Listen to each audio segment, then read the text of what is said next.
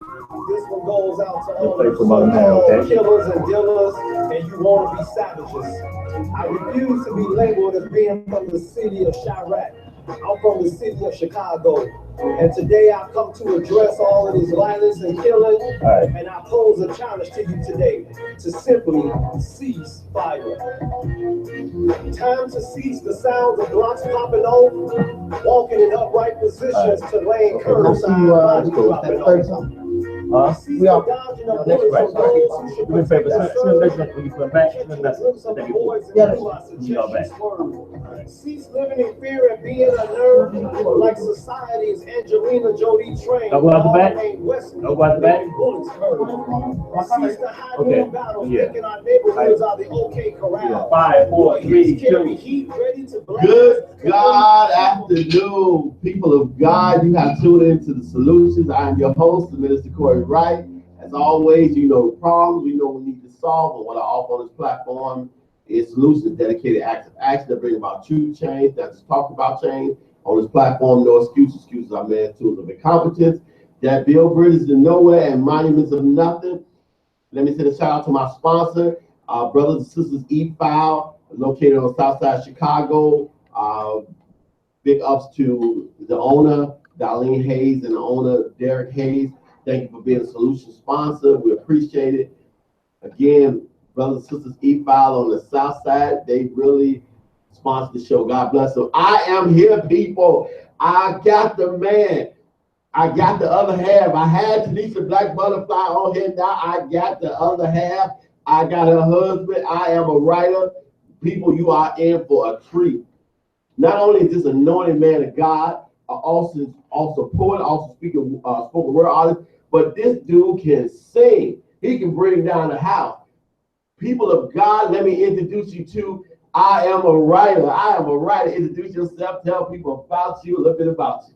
Well, first and foremost, I want to say that it's definitely an honor and a privilege to be here today with Minister Corey Wright. Definitely appreciate you having me. You know, I always take it as an opportunity to just be able to share my gift with those who will listen. And I'm just a simple man. You know, I'm trying to do everything that I can do to walk in the path that God has set before me with the gifts that he has given me. Sometimes it takes a while for you to sometimes click in and find out what it is that God wants you to do or what path he wants you to take.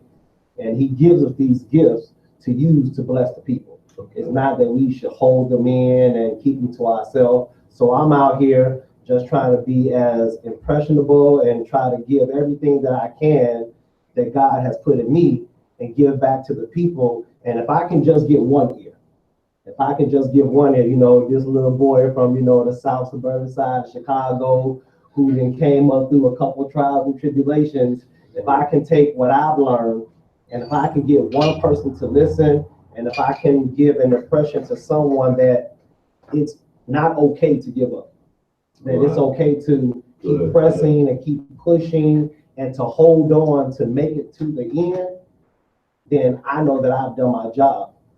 There's one thing that I say all the time is, you know, we used to hear it back, sometimes your grandparents or like they say the old mothers in the church, they'll say, keep going through. And it didn't hit me until later on in life that I understood what they meant when they said that the factor is how you get to the end is that you keep going through. Come on. At no point should you ever stop. If you stop going, if you stop pushing, if you stop walking, then you become stagnant.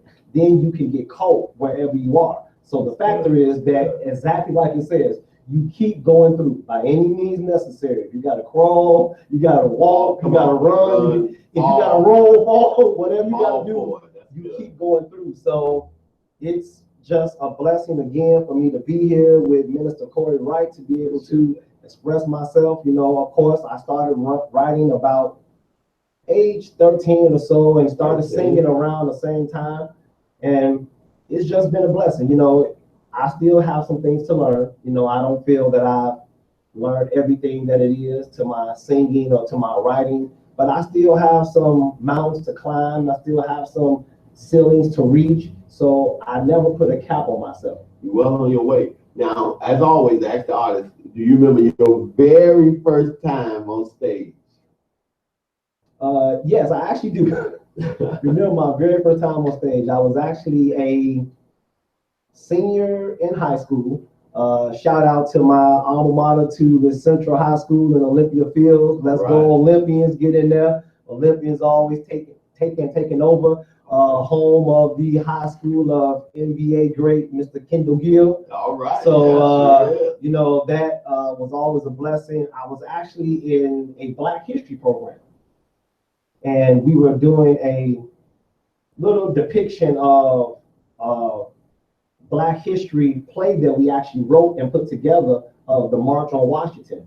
And I actually wrote a poem back there, and I was like terrified.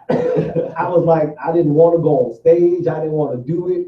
And I was one of the people that were in the crowd, one of the standbyers, and I was due to come out the crowd after the march was going down, and I was supposed to come out the crowd and just start doing my piece. And the only thing I could think of in my mind was like, are you serious? You want me to just jump out here and just start doing this piece? But when I got on stage and got behind the lights and began to do the piece and got it out of me, it was a feeling that was completely undescribable. To be able to step out there in front of my peers and, you know, their parents, and even because we had this thing in the Central called Afro Club. It was called African American Culture Club, where we embraced every race, every ethnicity, but we would focus on where the African American community has grown and the things that we had to fight through to get to where we were at that point in time. But we embraced everybody to come in. So to be able to get on stage and tell the story, and there was a poem about slavery to tell how we had evolved from that time, and to be able to get up there and do that, it was truly a breakout moment for me. All right. People, look, I got a CD. I got a Solutions. They support any artist and every artist that come on here, we support. I got a CD. It's awesome. I'm in love. I opened up with number 6. I like number 6 so bad. I opened up with number 6. 6 is awesome. So we go ahead. We ready for your first piece? Give us a little history behind it. And I heard through some of the other Addie's poets that you deep. I mean, you Jaku so deep, so I can't wait. Come on. I'm not going to say I'm all deep, but due to the fact that you did ask me about that first poem I wrote, the poem was so impactful, and I try to commit everything I do to memory, but some things, they are so impactful to me, I like to still read them off so people can get the essence of what it is that I'm actually saying. So this poem is derived from that original piece that I did back the first time I was on stage. And the title of it is called Dear Black. Come on, Dear Black. And this explains how sometimes we, as an African-American people, we fail to realize who we are and we don't want to embrace it. So it's actually an apology letter to Black. Dear Black, I used to have issues with you and wanted to renounce my association with you. Not caring about the preservation of you, ignoring the importance, and shamefully not being passionate about you. Denying even the dominance of you. See, you and I are the same one, the same color, the same hue. So quickly I realized that without you, I would demise. Dear Black, you're my everything. Chronologically awesome throughout history, birthing the existence of kings and queens. Though defined as the absence of light, withstanding massive pressure makes us shine bright. In spite of our struggle, Black, they'll never stop our light. Representing control and decision, people go, pause, and stop at our lights. Dear Black, we be everywhere.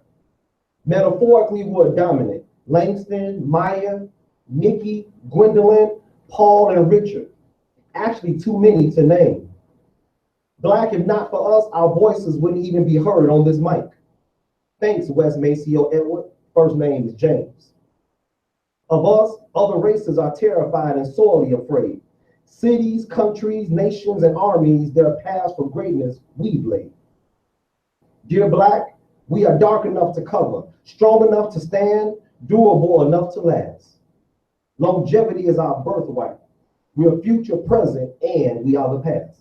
We've been told to stand in the back and be muted or quiet as a church mouse.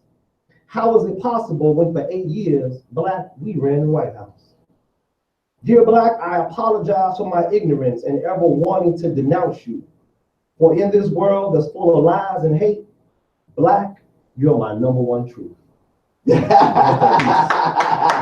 I love it. Black, be proud to be Black. Be proud of your Black. That was awesome. Oh man, that's the first one. Oh my goodness. Be proud of your Black. I love that. Hey, say hello to your beautiful wife out there. She just set this whole thing up. Yes, definitely. I want to say hello to my lovely, wonderful spouse, Tanisha Black Butterfly, Renee Jackson. It's so much of an honor to be able to say that, to have a woman that God has blessed me with. Not to say one that I just ran up on or one that I just stumbled on. Come on. God has divinely put this wonderful woman into my life, and she is definitely my help me. She is my support, Corey. She is, my, love, and everything that we share. I can just tell each day that God has put it, right there where, we are. And for her setting this up, this has been awesome. This has been awesome. God, using her as a conduit to bless the people that are in the poetry community. And I just thank God that she's allowed herself to be used, to allow God to speak to her, to say, I want to share an opportunity with everybody else. Because, people get stingy nowadays. People get stingy. So I'm just so thankful for her. I love you, and I hope I make you proud of, baby. All right. Now, I love gospel songs. I love gospel songs. What gospel song come to your mind right now? Well, I would have to say it would be one of my favorite, and I'll have to keep myself together when I do this song, because it's just my favorite.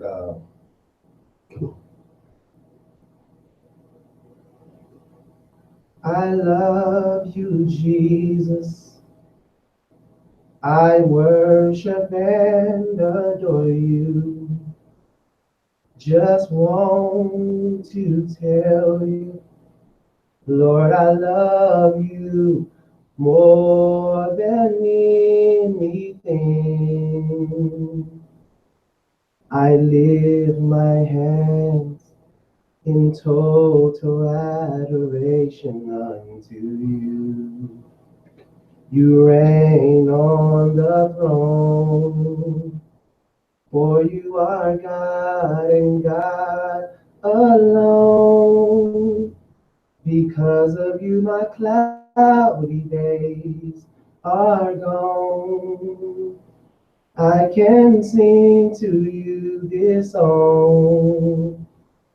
I just want to say that I love you more than anything. I love you, Jesus. I worship and adore you.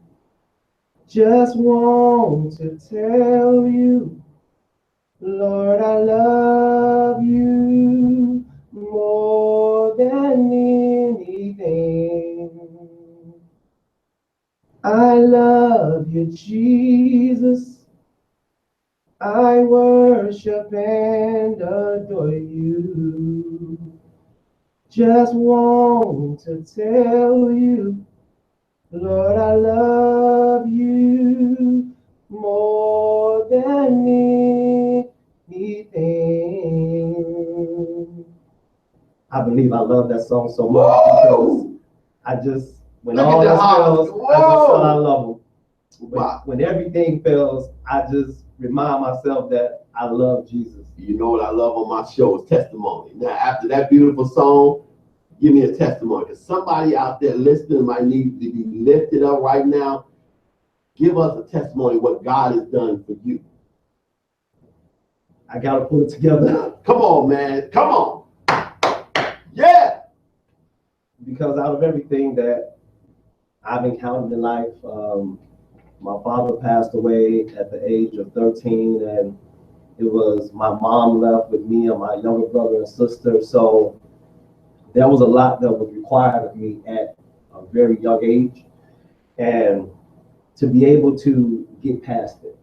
You know, my mother needed me for so much, Corey, and to help with my younger brother and sister. And just quickly, even if he's watching, I want to send a shout out to my younger brother, Minister Jermaine Jackson, because I just had to be there. And struggling through the neighborhood that I grew up in, being entangled in some drug activity, and not that I'm proud about it, but was also incarcerated a couple times, and God kept me through it all, Corey. Come on. He kept Testify. me. He kept me through it all. You know, standing out on the corner at times when they would just break out shooting. Even the time that I was incarcerated, just keeping me through that and the trials and tribulations, and not having my dad there growing up. And then my dad didn't have a great relationship when he was living, but not having someone to reach out and train you of what it was to be a young man, what it was to be responsible and to be respectful. It was God that kept me. Come on. It wasn't anybody else. It wasn't the hood. It wasn't my homies and my boys, because when I was sitting there behind bars, my homies and boys, they were still out on the street. When, you know, I took a couple bullets, they didn't even come to the hospital. They were still trying to dodge the cops, but it was God that kept me. Saved your life from bullets. It was he saved my life from bullets. Was at a party one time, and they just broke out shooting. They just broke out shooting. We was in that gang banging, throwing up gang signs, and we were in someone's house, and they just broke out shooting, bullets flying past my head, but I still made it home.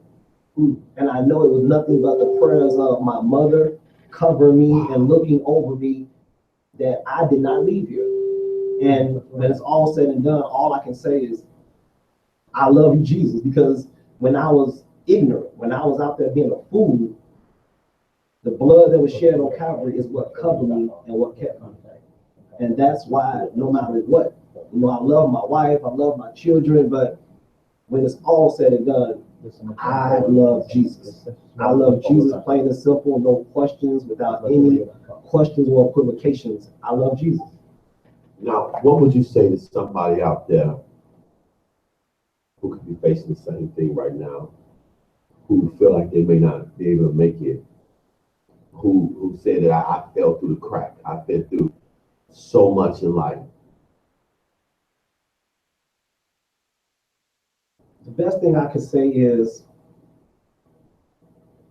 your state of being is not your state of mind. Come on.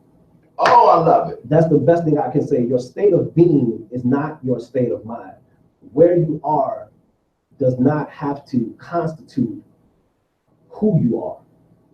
Because even when I was sitting behind bars, my mind still had to be focused on that. The Bible says that he'll never leave you, he'll never forsake you. So even in the midst of being where I was, God was still there. We always look at the depiction of Job in the Bible. Job lost everything, and God was still there. He said, though you slay me, yet will I trust you. So even in the midst of losing everything, no matter what you're going through, no matter where you are, no matter your trial or your tribulation, no matter what you're facing, God is still there. So your state of being does not have to be your state of mind. You have to look to the hills from what's coming your help. Keep your eyes and keep your mind focused on God, and you will come out. It is a surety. If you hold on to God, you will come out. That is a surety. You will come out.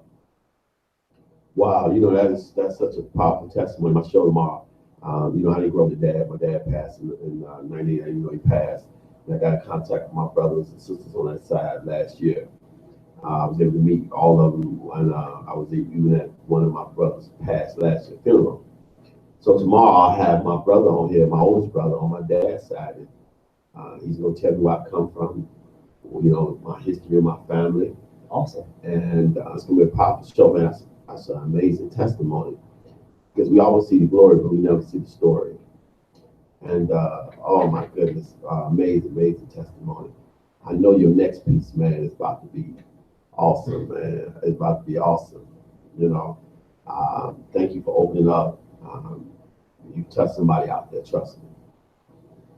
This next piece, you may have heard my wife, Black Butterfly, mention that the leader of our team, and just want to take this moment to send a big shout out to two people really quick. My other nickname is the Hybrid. Okay. Because I've had the sheer honor and joy of being a part of renowned and well-known spoken word teams in the city of Chicago. I'm first and foremost a part of Poet, P-O-E-T, with Mr. Black Ice and the Poet movement, so I'm a part of Poet. So I want to send a shout out to my Poet family, P-O-E-T, and Black Ice, our founder of Poet. Then I'm also a part of the 2016 Spoken Word Team of the Year for Open Mic of the Year, which everyone knows is Team at Ease. Team at Ease. So I want to send out a big salute to them with our leader, Hood Race, who, shameless plug real quick, you don't want to miss this Saturday. They're doing a production, which is Respect My Shoes. Yes. Which they're having Phoenix. You had her. Phoenix Bell. You had Phoenix Bell on the show on yesterday. And they're coming up here Saturday from St. Louis, Missouri to do Respect My Shoes. And we've been helping them promote that. Then you don't want to miss our anniversary show, April 2nd, over at the Quinn Center, 1851 8th Avenue. You don't want to miss that. But I've been blessed to be a part of both of those teams, which has really been a blessing to my life. But with Team at Ease, our leader Hood Rays wanted us to focus on everything that's going on in Chicago right now. Yes. The violence and everybody running around talking about this savage life and turning up, and with all the shooting and killing, we all wrote a savage life piece.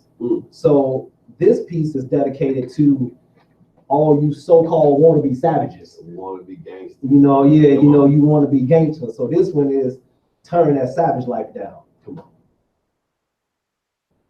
Traffic is held up by a funeral processional. Truth of the birth of this savage life that's nestled deep in the heart of our community. Daily displays of violence and mutiny, the support of Black Lives Matter is under scrutiny. Children asking parents, today will the savages kill me? The prayers to the God we serve are simple. Lord, please protect me. See, we're caught in this matrix of mayhem, so somebody please rebuke me so the ones who look like me won't shoot me. See, the truth be that you and me, we're living where no truths be, where the love for life is faulty. People are seasoned with hate, so they're salty. No hunger for life, for death they are starved. They're using bullets as cutlery, lives they carve. See, seeing tomorrow's sunrise is hard. See, savage life is not what you think it is. Trying to keep your mind focused and trying to live the life and take care of your biz. Walking these streets with a Glock, standing on a block, worried about your homies, your sisters, and your brothers, whether or not that they're going to randomly get shot. See, the savage life, living it, trying to move too fast, like they talk about the speeding cars, your life is being accounted of you. So from the sun and from destiny, you're living and you're walking so far. See, in this savage life, gunpowder fills the air. Triggers are pulled without a care. Ambulances are rushing to ERs and urgent care. There's an innocent infant that is shot. Cancel attendance to kindercare. Cries of murders and screams of death from the graves of lost souls resound. Rihanna as a musical eulogist would be fitting, singing, "Oh mama, I just shot a man down." See, in this savage life, open heart surgeries are committed without anesthesia or scalpel. The pavement serves as hospital beds with traces of blood and shrapnel. One in the chamber, full clip, savages release the heat. Once walking tall, bodies fall, another corpse on the street. In this savage life, no matter what horror movie you've seen, to exist in this thing, that's the thing that's scary. EMTs are screaming, being stiller. We've got a bleeder, body bags are zipped up. There's something about Mary. This violent anarchy and cannibalistic uprising of savage-like behavior has become much too profound. So like the lighting for candlelight dinners, please turn this savage life down. That's that piece. Wow! Whoa! That's powerful, man. You hit everything. Dude, you hit everything in that, man. Is that on the CD? Savage Life is not on that CD. I replaced that piece with Ceasefire. Okay. That's another one that's dedicated, number 6, the one that you opened up with. That was one that I put on that CD specifically for that purpose, for Ceasefire, because this is, honestly, Corey, it's getting crazy out here. You know, it shouldn't be that you are worried about walking out of your front door and don't know if you're going to make it to your car. And it's not a south side thing, a north side, an east side, or west side. This is a thing that's predicated upon ignorance. That they really don't know any better, and they think that what they're doing is positive. They think that this is what they have to do to exist, what they have to do to live, that you have to carry a gun on your hip, completely loaded, and if someone even looks at you wrong, your first reaction is to shoot. I mean, I remember growing up, you know, I'm 43 years old, so I'm growing up, learning like, you know, if we had a problem, yeah, we had our fights, we had our scuffles, but we gonna sit there, and after we got done fighting and rolling in there, we probably gonna get beat when we got home because our clothes was dirty, but after that, we not gonna pull out no gun and shoot up the whole block. Tomorrow at the lunchroom in school, you're gonna be okay. Or either you just weren't gonna talk to somebody, but this is complete foolishness. You know, I had a educator, Nicole Marie, big shout out. She spoke about we're not teaching our kids social skills. So we got unsocially skilled people trying to grow up in a dysfunctional situation, and they're becoming weapons. Then, you know, so wow, that is a man. What do you think is the answer to this violence? So what can we do to curb this violence? One of the major things is actually what you just mentioned, being able to teach those social skills. We were taught to address a situation and talk about it. If we can come to a medium and figure out where the problem is, then we can get a solution. They're thinking that the problem is stricter gun laws. But if you make a stricter gun law, but somebody can go get a knife. If you can still access the gun with the gun being a strict law, if you can't talk out a situation, it doesn't make a difference of what the law, because half of this stuff starts before we even get to the legal system. Come on. Half of this stuff is ingrained. If you feel that you can't talk to somebody just because they walked past you and didn't have a look that you like, if that's the only thing that sets you off, that has nothing to do with a gun law. Come on. That's basic social skills. I could have been looking across the street at somebody, you happen to catch my eye. If that's a reason for you to shoot me, then there's something wrong with your mentality. And people may not want to hear it. It may be an old cliche, but it starts at home. Yes, I said that. It starts at home. What you teaching your children at home. If daddy and mama is always turned up, if they violent, if they always fighting and cussing and arguing and there's discord in the home, you're going to take that outside. I had a show about that, how my show was, and I asked you the question, my show was, is the broken relationships between parents creating killers in our community? Because if you haven't ever established a relationship, if I haven't established a relationship with mama, daddy, sister, brother, or classmates, how am I to establish a relationship with my fellow man, or establish a relationship with my boss on my job, or with my co-workers? If I've never established those first fruit relationships, then I don't know how to function in society. I don't know what it is if someone is trying to help me. I don't know what it is if someone is trying to feed something positive into me. It starts with being able to establish productive and good relationships. And that's something I had to learn. Because again, not having that father there, not having that presence, it took me a while. I used to have a very bad temper, which My next piece is actually about that. Okay. I had a very bad temper, and it caused me to go some ways that I really didn't know how to handle. But it was because at that time, I had not learned how to establish those first fruit, those right relationships. And it caused me issues. Man, I'm ready to hit this piece. I'm drilling down for that piece. Man, we're ready to hit that piece. This piece is actually called Headshot. Mm.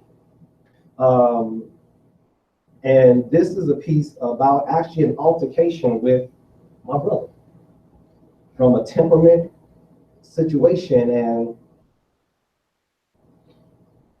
Wow. I'm just gonna go to it. Wow, that's powerful. I can see it.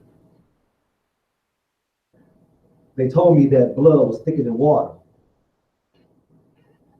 But to be your best friend, I really didn't bother. So we walked in, out the front door and the back door of the house, playing in the yard, thinking that not speaking would keep us closer together. Though daddy was gone and mama was trying to raise us to be in the proper association, I never got the message. So when you have the nerve to open up your mouth and say something negative about me, anger began to stir up. Not establishing the right relationship, my mind was entangled with grief and with wrath. See, I thought it was your position to teach me to be the man. Because dad was gone, all we did was fight and argue. Never no apology said. Never and I'm sorry, or I did not mean to do that, or this is not what God would have us to do. Mama's still taking us to church on Sunday. But sitting on the pew, not understanding what the pastor said, my heart continued to bleed. Reaching out to you, you left me there dangling. As a confused man on the end of a cliff with sharp rocks at the bottom, I was destined to fall. Into death and destruction, you still were not an example. Big brother, they called you. That wasn't the title that I gave you. An irritant, a bad example. Was it your job to teach me about gangs and sex and violence, or was it your job to take up the reins of what dad left there? But a shot to my heart was the same shot to my head. And at times we would get so mad that we would fight in the house, and there would be holes in the walls and holes in the doors, and my heart would still continue to bleed. Because mama somehow would say, stop tearing up the house, but the words did not resonate in my mind. They just went in one ear and out the other. Because still you had not stood up to be the model big brother. Headshot. So that night, as we stood on the church stoop and I had the keys to the car and mama was in service and I was downstairs playing with my friends and talking about everything that we were going to do, because my mind wasn't on Jesus. My mind was on going to sell another dime bag. Yeah, you showed me that game. But somehow, at some point in life, you wanted me to get out of it. But I didn't want to give you the keys to the car so you could go dip off around the block and be with that young lady who you thought was your number one, when actually she was just another thought. Even back then, the word applied. But this was still a headshot. So mama's sitting in church trying to give the God that she serves some worship. And I'm still downstairs hanging out with all of my friends and all the people who I called to be close to me. So you now approach me and ask me, can I take the car? But my response is, back down. I got this. You continue to irritate me by asking me questions. You continue to irritate me by approaching me with everything in your mind to get me to give up a pair of car keys. But for some reason, anger began to build. Irritation began to set up root down in my spirit, way down in the depths of my belly. All I could think of is, I need you to give me some space. So now you decide to take the low road. You go upstairs and you interrupt the mother that loved us, the mother that birthed us. You begin to interrupt her worship. She comes downstairs and finds out, why am I causing problems when I should actually be in service, actually on the drums, because that was my lot in life at that time, being that I was a musician. She comes down the stairs, and I remember it very vividly because it struck me like anything had never struck me in my life. She swings with one hand, and she misses first, but then she swings with the next, and plummet, she slaps me in the face, and all of a sudden, tears begin to roll, and tears begin to fall as you stand off in the basement corner of our home church and laugh at me because I've been embarrassed. So now we're in our old neighborhood, right on the east side of the area that they call Chicago Heights, right on the border of Fort Heights. So I quickly go to my friend's house and I get a 38 caliber.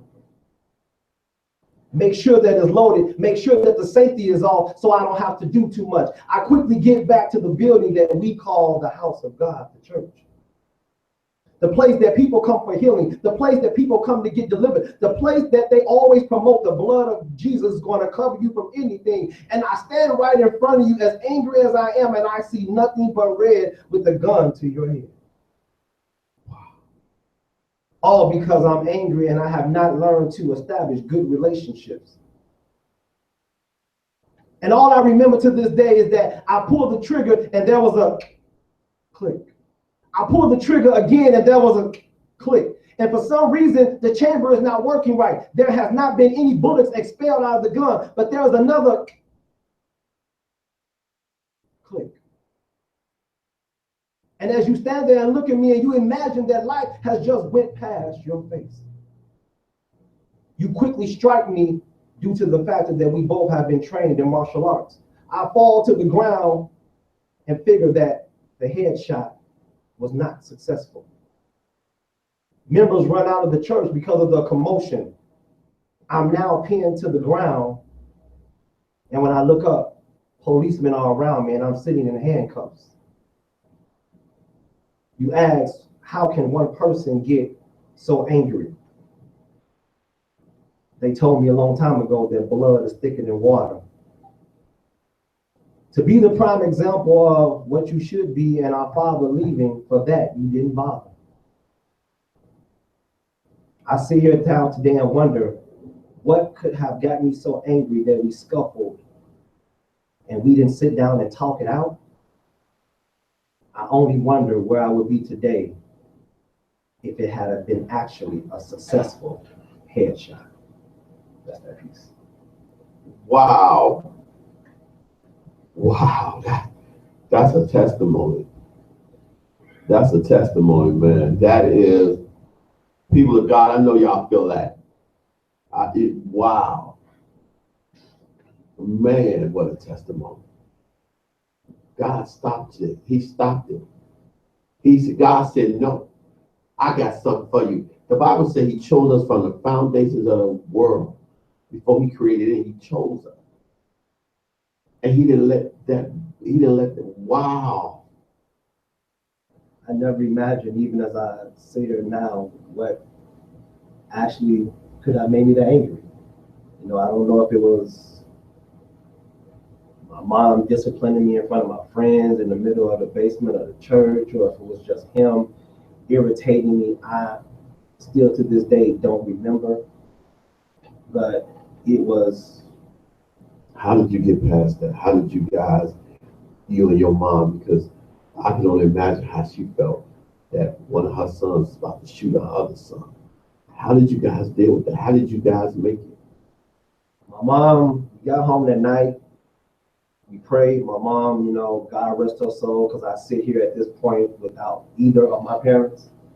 My mom passed 4 years ago, but she was always a praying woman, always faithful to God, always depending on God for whatever that she needed. And she just continuously prayed, And I do remember that she made us pray that night together, and she made us apologize and to embrace each other.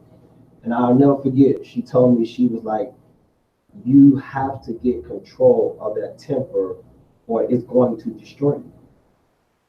And if I had not gotten control of it by allowing God to help me with it, my temper is what probably 95% of the trouble that I got into, it was because of my temper. And not seeing clearly, and again, back to those first fruit right relationships, not having relationships not having the right trust factor, not having the right heart, not having the right ability to be able to interpret when someone was trying to help me instead of harming me, or being on the defensive all the time. Not having that, it just breeded that anger, that irritation. It breeded that. And that's where that came from. But it took prayer, and it took God and the relationship that my mother had to fix that. You know, I said all the time, prayer is generational. It's generational. So, you know, I'm making somebody pray for me. Man, man, wow, man, thank you. Wow, you got me a little emotional. Thank you for opening it up. Let me light it up a little bit back. You're going to have me in, you're going to have all Earl over there already. If you're trying to make me light, you may not want to hear my last piece or whatever. Well, yeah. Well, you may not want to hear that. Well, we want to tell people you got a CD project coming up. Yes. And tell everybody about your CD project. Tell everybody how they get this bad CD. And tell everybody, look at all them hearts, man. You didn't test so many people out there. Look at them hearts flying in there. Look at them. Tell everybody about your CD, where you're going to be at, where they can see you. You know, where they can see you and all your information, website. Tell everybody. Come on. I got to light it up a little bit because we're going to be all my children together. Yeah, you know. I do have a CD that I released December 16th of last year called The Introduction. It is an 8-track project that I worked hard. I wanted people to see a different side of me. It has a bunch of different tracks on it that's dealing with community, that's dealing with love, dealing with relationship.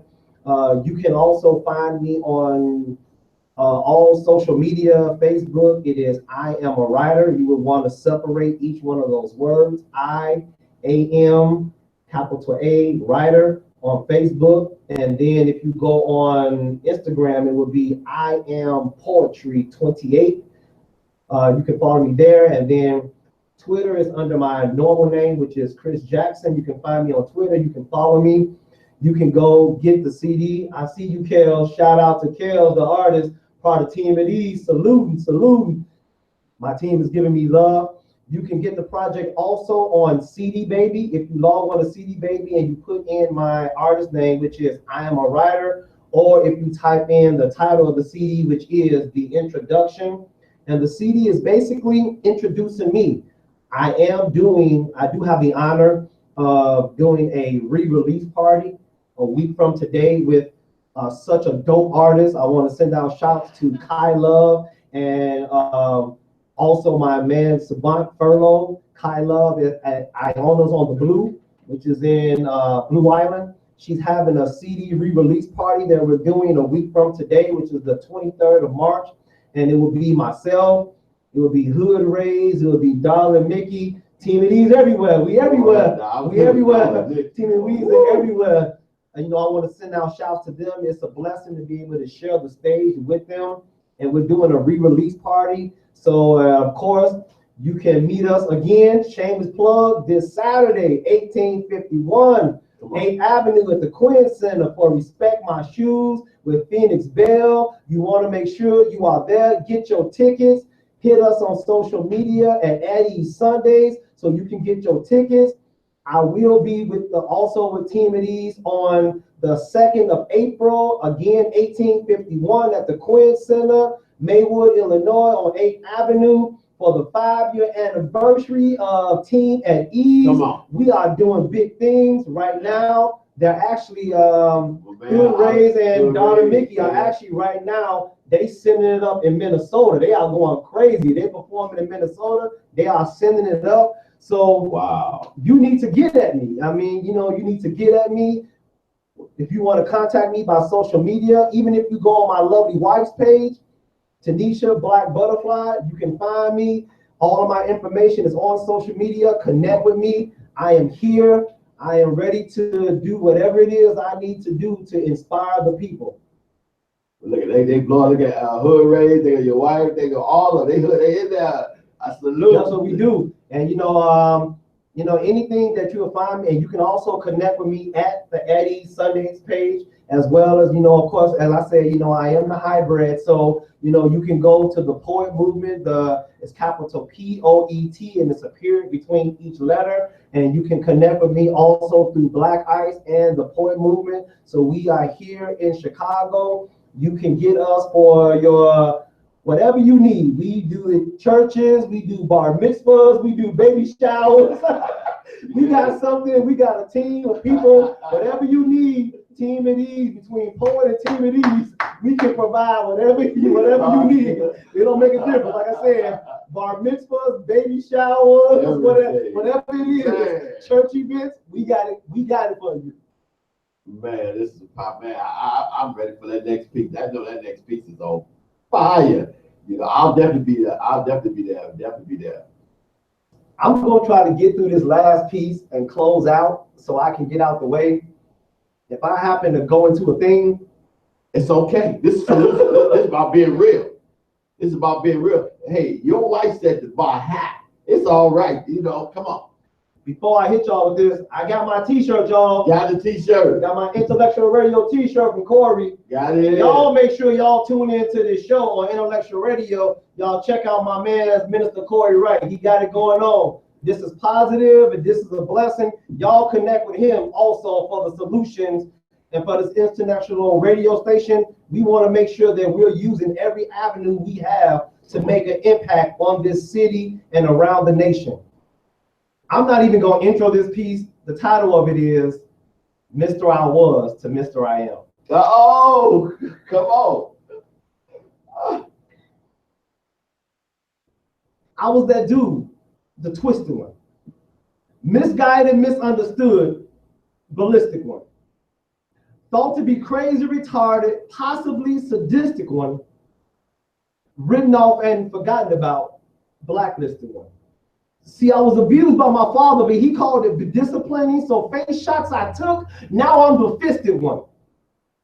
See, I was a cheap liar, deceitful in all of my actions. My mathematical truth equations always equal fractions. I'm talking about a third of this, a half of that. A fourth of drama mixed with my own magic got me pulling rabbits out of hats. See, my stats were never really factual. PhD'd in fabrication, so I rarely gave actuals. So for better clarity, the actual information, not knowing that living the life as Mr. I Was would lead me to multiple incarcerations. See, a thief I was, and if I could, I would steal your soul. Was proud to brag and boast about my prominence and the spoils I stole. My attitude, like polar vortexes, was so cold, I told y'all I was that dude. So standing next to me, your wallet you better hold. So hold on, wait a minute though. Let me put some pippin in it. Because I was also that player dude.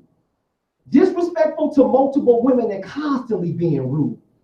Would tell them exactly what they wanted to hear just to get them in the mood. Because my mouthpiece, oh my God, all their fears and worries and drawbacks, all of my verbal incantations, they would soothe because I was their personal drummer boy.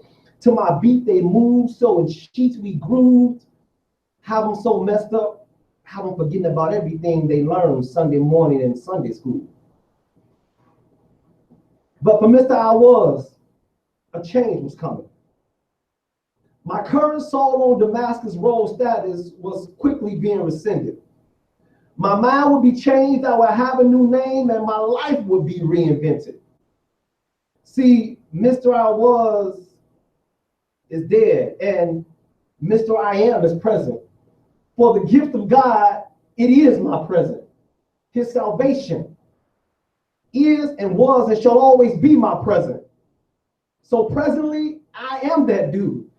I'm blood washed and forgiven and my mind renewed. No longer do deceit and lies rule me. I'm clothed in righteousness and God's great glory. I'm a speaker of life, a warrior of worship. I am a giver of praise, and to God I give the glory, the Ancient of Days. I'm no longer bound in sin, so I am free and I don't have to live behind sin's bars. No longer do I hang out all night drunk and sitting down and kicking it in bars. See, I used to be stuck out behind bars, so I used to write behind bars, but now that I'm free, I wrote behind bars. And see, I used to sleep behind bars, so I ask you, please don't sleep on my bars, for my mouthpiece is now God's peace. To speak peace, I am a puzzle piece that's fitted. And to his will, I've been shifted. And by his spirit, I am lifted, because divinely I am gifted. See, Satan decides to destroy me, but I'm not weak, so I refuse to be sifted. See, Mr. Who I was is dead, and Mr. I am is evolving into future. See, I was lacerated by sin, but by the blood that was shed on Calvary, I've been healed. So now it's time to remove the sutures. I no longer disrespect women, because I understand that God, he has given me to know what it is they're worth. They are divine creatures that he's put onto this earth, and they have the life-giving ability through his anointed giving called birth. Mr. I was to Mr. I am, what a sweet transition. Mr. I was is now gone. Mr. I am is who stands before you, and in God's will is my position. That's that piece. Wow. Wow. Mr. I am. I've been telling people that for years. I am not the same man. You know, Mr. I am ain't no more. Mr. I was ain't no more. Mr. I am is right here. Man, I'm adapting that. That is tremendously awesome. That's on the CD. That's okay. That's on the CD. I'm about to bump this CD in the car. I'm on Mr. I am all day and all night. I'll give a shout out to Candace Downs Barnes. She has an amazing company that teaches kids, that empowers people. They have a conference coming next month.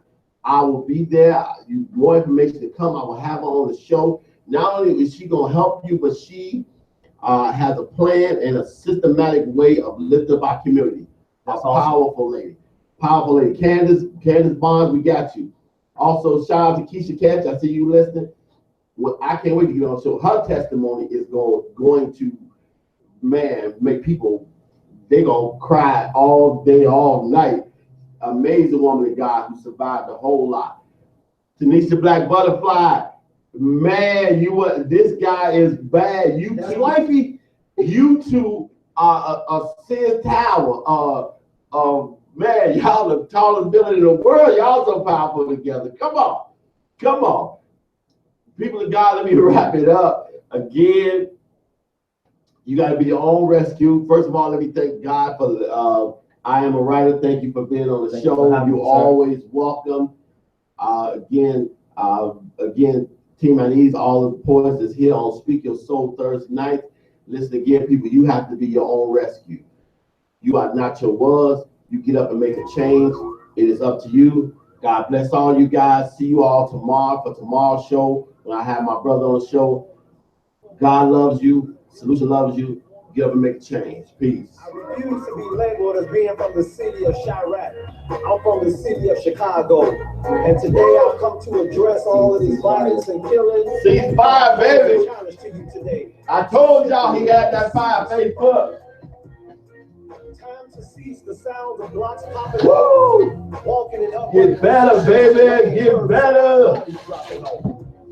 Cease the dodging of bullets from those who should protect and serve, when catching a glimpse of the boys and you was watching. Cease living in fear and being unnerved, like society's Angelina Jolie train. I know they making bullets curve. Cease the high noon battles, thinking our neighborhoods are the OK Corral, where hips carry heat ready to blast. The only option for me is to be fast. Walk in the streets a thing of the past. I feel like sleep from behind already. In the future he peaked, because daily I know Black Ice was shared, so it's probably that's going to go to our elementary school are terrible tools to our children last. Cease trading the smell of power for the smell of flowers. Cease that round noses, wave colors, and hollow points. She coming. Wait till she's one of the sponsors of my show. These killers kill, so blood spills, egos feel with street materials. She reached out to me last night. She said I was so inspired by what you guys did. Like beast on flesh, gun range targets aren't our fellow man's cinema's chest. Play like strategically chess, cease graves and wars becoming prosperous. Unity, nothing can stop us. Cease the chronic infection of violence and save our populace. These flames are dropping us. Each other like bottle caps dropping us. Like fake clouds in the NBA. Media and government screaming beating time peace. Every other school that they said that the whole school, like the addition, the whole thing is black hole. Cease the sounds of pistols. They actually, like, performing our school, they said that they got everything at school, like video cameras, music equipment, studio, and they're training the young kids how to be like producers and artists. Love is embraced and hate is rebuked.